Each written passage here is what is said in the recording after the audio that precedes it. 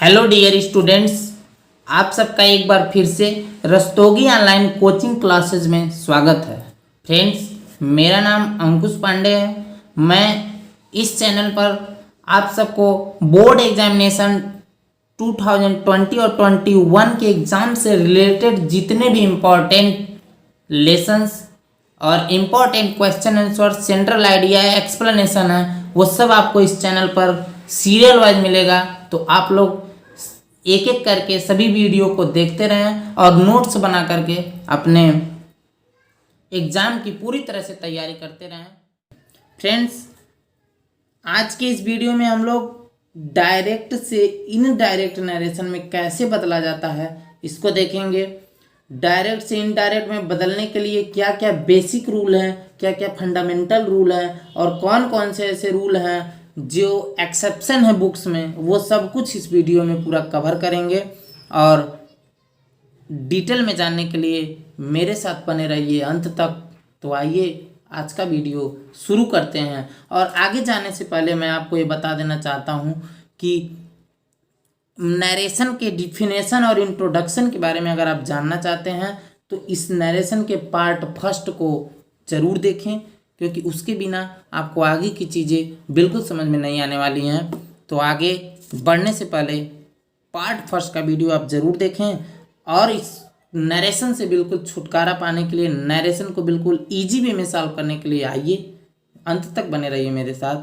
तो आज का वीडियो शुरू कर। अब इस वीडियो में rules for changing direct speech to indirect speech, direct speech से इनडायरेक्ट स्पीच में बदलने के क्या क्या रूल हैं, तो आइए इसको देखते हैं। सबसे पहले जनरल रूल की बात किया जाए। डायरेक्ट स्पीच से इनडायरेक्ट स्पीच में बदलने के लिए अगर जनरल रूल की बात किया जाए ना, तो कुछ ऐसे रूल्स हैं जो हर एक तरह के टेंस में काम करते हैं, हर एक तरह के सेंटेंसों में काम करते हैं। उसी को जनरल रूल बोला जाता है, जनरल रूल। तो जनरल रूल ये बताता है कि इनडायरेक्ट स्पीच में बनाते समय इन्वर्टेड कामा को हटा देते हैं। इट मीन्स जब हम डायरेक्ट से इनडायरेक्ट नरेशन में बना रहे होंगे तो सबसे पहला काम ये करेंगे कि इनडायरेक्ट नरेशन में कहीं भी इन्वर्टेड कामा नहीं लगा रहता, तो इसलिए इसको हटा ही देते हैं। और इसको हटाने पे क्या यूज होता है ये सब हम लोग आगे देखेंगे, लेकिन जनरल रूल ये हुआ कि इन्वर्टेड कामा को हटा देना है। सेकेंड रूल की बात किया जाए कि रिपोर्टिंग वर्ब जो होती है ना, रिपोर्टिंग वर्ब किसे कहते हैं, इसकी डिफिनेशन फर्स्ट पार्ट में है, आप वहाँ से जाके देख सकते हैं। लेकिन रिपोर्टिंग वर्ब का जो टेंस होता है वो कभी भी नहीं बदलता है। कुछ बच्चे रिपोर्टिंग वर्ब का टेंस भी चेंज कर देते हैं, तो ऐसा काम कभी नहीं, भूल के भी करना है। रिपोर्टिंग वर्ब का जो टेंस होता है ना वो कभी नहीं बदलता है। और नेक्स्ट बात है कि रिपोर्टिंग वर्ब को इनडायरेक्ट स्पीच के भाव के अकॉर्डिंग रिपोर्टिंग वर्ब का टेंस नहीं बदलेगा, लेकिन उसके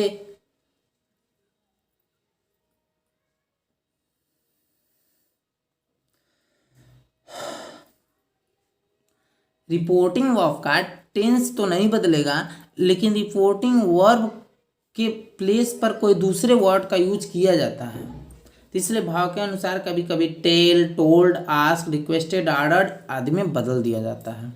किसमें क्या लगता है ये सब हम आगे सेपरेट वे से देखेंगे। आगे आइए देखते हैं कुछ जनरल रूल्स और क्या क्या हैं।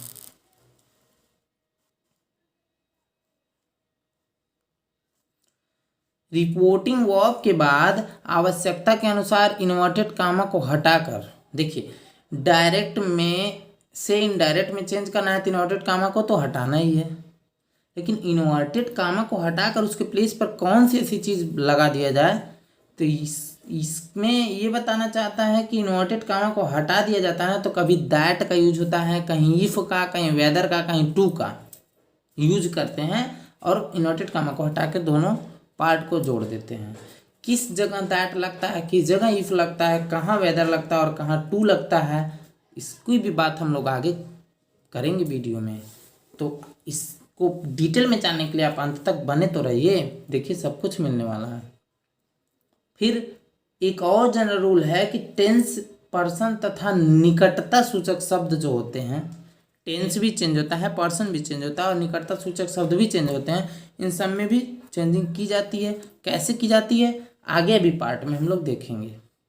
लेकिन सबसे पहले जो इम्पोर्टेंट बात यह है कि डायरेक्ट से इनडायरेक्ट में बदलने से पहले हमको सबसे पहले ये जानना आवश्यक है ना कि कौन कौन से टाइप के किस किस टाइप के सेंटेंस जो है कि आएंगे उसमें इन्वर्टेड कामा के अंदर, क्योंकि हर एक सेंटेंस का अलग अलग रूल होता है।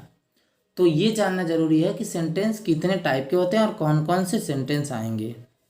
तो सबसे पहले अर्थ के अकॉर्डिंग अगर देखा जाए तो सेंटेंस के 5 पार्ट होते हैं। सेंटेंस इन्वर्टेड कामा के अंदर जो आने वाला सेंटेंस है वो 5 तरह के ऐसे सेंटेंस हैं जो इन्वर्टेड कामा के अंदर आएंगे। तो सबसे पहला सेंटेंस है असर्टिव सेंटेंस, जिसको हम लोग हिंदी में साधारण या कथनात्मक वाक्य कहते हैं। दूसरा है इंटेरोगेटिव सेंटेंस, जिसको प्रश्नवाचक वाक्य कहा जाता है।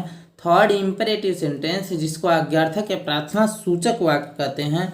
फोर्थ है ऑप्टेटिव सेंटेंस, जिसको इच्छाबोधक वाक्य कहते हैं। और फिफ्थ है एक्सक्लामेटरी सेंटेंस, जिसको विस्मयादि बोधक वाक्य कहा जाता है। एक्सक्लामेटरी सेंटेंसेस जिसको विस्मयादि बोधक वाक्य कहते हैं। इन सभी सेंटेंस को चेंज करना होता है हमको डायरेक्ट से इनडायरेक्ट में बदलते समय। आप कॉपी पेन लेकर के बैठिए और नोट करते रहिए क्या क्या है चेंजिंग। तो सबसे पहले हम लोग डिफिनेशन वाइज से टेंसों की भी डिफिनेशन देखेंगे और उसको चेंज करने के रूल को भी कवर करेंगे। तो आइए आगे देखते हैं। फर्स्ट है असर्टिव सेंटेंस। तो असर्टिव सेंटेंस की अगर डिफिनेशन की बात किया जाए तो असर्टिव सेंटेंस वह सेंटेंस होता है जिसके द्वारा किसी बात के स्टेटमेंट का पता चलता है और इस प्रकार के वाक्यों को इनडायरेक्ट में निम्नलिखित रूल के द्वारा बदला जाता है। असर्टिव सेंटेंस को इनडायरेक्ट नरेशन में बदलने के लिए सबसे पहले जो मुलाकात होगी आपकी तो वो रिपोर्टिंग वर्ब से होगी। तो रिपोर्टिंग वर्ब को कैसे चेंज करना है इसके बारे में देखते हैं। तो रिपोर्टिंग वर्ब जो होती है ना, तो या तो से या सेज या सेड, इन तीनों में से अगर कोई आए और इनके बाद टू ना हो, अगर टू नहीं रहेगा तो ऑब्जेक्ट भी नहीं रहता। अर्थात अगर ओनली से सेड आएगा ना तो सबसे अच्छा तो ये है कि चेंज ही नहीं करना है, से सेड को वैसे ही रहने देना है। कब नहीं चेंज करना, अगर इनके बाद टू नहीं आता है। इट मीन्स अगर इनके बाद ऑब्जेक्ट नहीं होता है ना तो इनको चेंज ही नहीं करना है। लेकिन यदि से टू आ गया तो इसको टेल में, सेज टू आ गया तो इसको टेल्स में, और सेड टू आ गया तो इसको टोल्ड में चेंज करना अत्यंत आवश्यक है। क्या देखें हम लोग कि से सेज सेड आएगा तो कोई चेंजिंग नहीं, लेकिन से टू और सेज टू या सेड टू आ गया तो उसको टेल टेल्स या टोल्ड में चेंज कर देते हैं। अर्थात असर्टिव सेंटेंस में रिपोर्टिंग वर्ब ऊपर बताया गया रूल के अकॉर्डिंग चेंज हो जाएगी। सेकेंड रूल की बात किया जाएगा, जैसे ही आप आगे बढ़ेंगे तो आपकी मुलाकात होगी दूसरे नंबर पर कामा से, इन्वर्टेड कामा और single comma. It mean single comma और डबल इन्वर्टेड कामा से मुलाकात होगी। तीनों को, सिंगल कामा और डबल इन्वर्टेड कामा दोनों को हटाकर दैट लगाएंगे। हमेशा नहीं लगता है दैट, लेकिन असर्टिव सेंटेंस में कहीं भी इन्वर्टेड कामा को हटा करके दैट का ही यूज करेंगे। यहाँ नीचे देखिए लिखा भी है कि असर्टिव सेंटेंस में इन्वर्टेड कामाज को हटाकर दैट का प्रयोग करते हैं। तीसरे नंबर पर बात होगी टेंस चेंजिंग रूल की। टेंस चेंजिंग रूल की बात अगर करेंगे तो इसमें फर्स्ट ये पॉइंट है कि यदि रिपोर्टिंग वर्ब प्रेजेंट या फ्यूचर टेंस में हो, यदि आपकी रिपोर्टिंग वर्ब प्रेजेंट टेंस या फ्यूचर टेंस में होगी ना तो रिपोर्टेड स्पीच का जो टेंस होता है ना वो नहीं बदलेगा। अर्थात रिपोर्टिंग वर्ब का, रिपोर्टेड स्पीच का टेंस बदलेगा ही नहीं। इट मीन्स अगर आपकी बात रिपोर्टिंग वर्ब, इट मीन्स से, सेज, विल से, शैल से, हैड से, ये सब रहे तो ये प्रेजेंट या फ्यूचर में माना जाता है। और प्रेजेंट और फ्यूचर टेंस में अगर रिपोर्टिंग वर्ब है तो फिर रिपोर्टेड स्पीच का जो टेंस है वो चेंज ही नहीं होगा। ये तो सबसे अच्छी बात हो गई। इसको एग्जाम्पल के माध्यम से देख लिया जाए। जैसे राम सेज, अब सेज आ गया है, यही रिपोर्टिंग वर्ब है और ये प्रेजेंट टेंस में है। देखिए V5 लगा है प्रेजेंट टेंस में। तो Ram says Raju has gone to Agra. इस एग्जाम्पल को बनाना है तो कोई चेंजिंग नहीं टेंस में, बस आपको इन्वर्टेड कामा को हटा करके दैट का यूज कर देना है। बस Ram says that Raju has done to gone to Agra, Raju Agra चला गया, इसका सिंपल में हो जाएगा ओनली दैट। अब आगे हम लोग नेक्स्ट वीडियो में देखेंगे पार्ट 3 में कि रिपोर्टिंग वर्ब अगर पास्ट टेंस में है तो रिपोर्टेड स्पीच का टेंस किस प्रकार से बदलता है और किस किस टेंस में एक्सेप्शन होता है और पर्सन चेंजिंग रूल कैसे किया जाता है, इसके 60 ट्रिक के साथ हम लोग नेक्स्ट वीडियो में देखेंगे। तो पार्ट 3 का वीडियो आगे कुछ जानने के लिए आप पार्ट 3 का वीडियो देखना ना भूलिए।